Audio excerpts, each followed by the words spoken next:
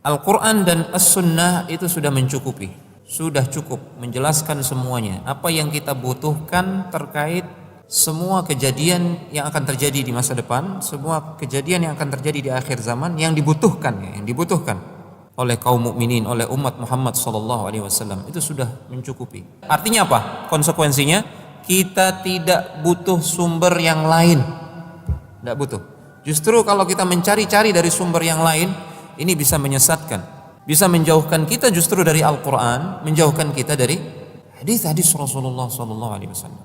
Kemudian jika kita justru mencari-cari tahu dari sumber yang lain selain Al-Quran dan As-Sunnah, seolah-olah kita merasa tidak cukup, seolah-olah bahkan kita menuduh Al-Quran dan As-Sunnah tidak sempurna. Waliya'udzubillah.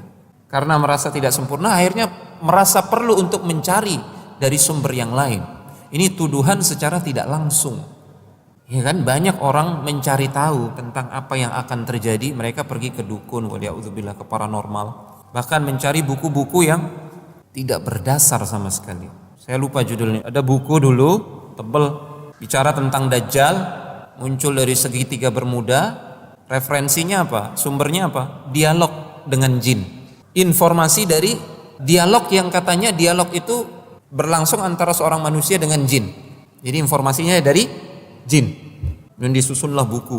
Kemudian dibuat ramalan-ramalan, analisa-analisa kemunculan Dajjal, kapan dia muncul, di mana tempatnya sekarang. Kita tidak butuh seperti ini. Justru yang seperti ini menjauhkan kita dari Al-Quran dan As-Sunnah. Ada yang masih ingat itu judul bukunya? Terkenal itu buku itu. Ada terjemahan Ahmad Isa Daud kalau tidak salah ya penulisnya. Saya lupa. Karena saya dulu baca buku itu. Alhamdulillah diselamatkan oleh Allah Subhanahu wa taala dari fitnah buku-buku yang seperti itu. Jadi Al-Qur'an dan As-Sunnah sudah cukup. Al-yauma akmaltu lakum dinakum wa atmamtu 'alaikum ni'mati wa raditu lakumul Islam dinan. Hari ini aku sudah sempurnakan Islam ini untukmu. Kalau sudah sempurna berarti tidak butuh tambahan.